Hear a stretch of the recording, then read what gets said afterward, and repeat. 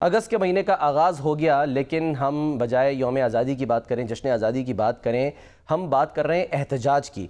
और एहतजाज ऐसा जिसका ऐलान पाकिस्तान तहरीक इंसाफ ने किया है। 5 अगस्त को एहतजाज किया जाएगा, लेकिन इस एहतजाज की तैयारी है या नहीं है, या फिर कन्फ्यूजन बरकरार है, ये जो है वो प्रोग्राम में हम मौजू पर बात करेंगे। और इसके अलावा ये कि PTI जो है वो बेशक उसका प्लान इबाहम का शिकार है, लेकिन हुकूमत ने अपने प्लान का ऐलान कर दिया है, बाकायदा तौर पे बता दिया है कि वो 5 अगस्त को क्या करने जा रही है।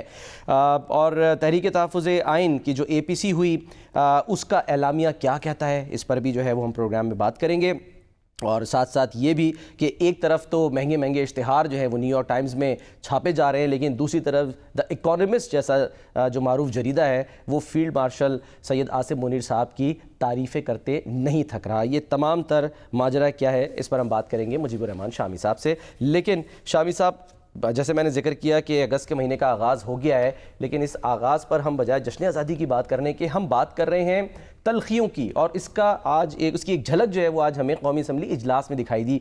वहाँ पर अता तारड़ साहब जो है वो क्या फरमा रहे थे, ज़रा वो देखिए।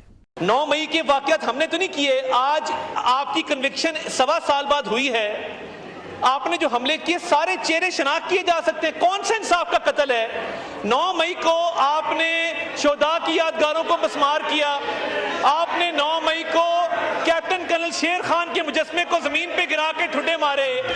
तो 9 मई का जवाब हमने देना है। 9 मई किया था तो भुगतना तो पड़ेगा। इनको सही तकलीफ हो रही है, इनको बिल्कुल दुरुस्त तकलीफ हो रही है। और 9 मई की ना कौम से माफी मांगी, मनसूबाबंदी के तहत हमला किया। 9 मई की सजाएं कानून के मुताबिक हुई हैं। चैलेंज करना है, कोर्ट में जाके चैलेंज करें, या शोर ना डालें। बहुत इन तलखियों को कम करने का जो हल है वो क्या हो सकता है, वो आजम नज़ीर तारड़ साहब ने बताया, वो भी सुन लीजिए।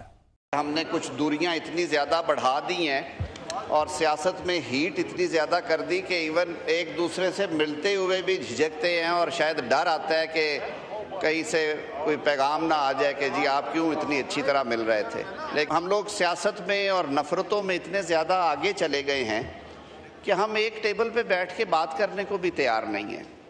और यही वजह है कि आज हमें ये बातें सुनना पड़ रही हैं और ये बातें करना पड़ रही हैं।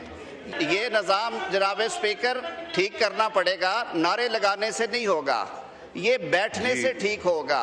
ये नारे लगाने से, पेपर फाड़ने से हम आज यहाँ तक पहुँचे हैं। बैठ के जब तक बात नहीं करेंगे, जब तक अपनी गलतियों का खुद एतराफ़ नहीं करेंगे, नहीं होगा इस तरह। आपके पास इतने ज़ीरक लोग हैं, आप बैठ के मसले का हल ढूंढें।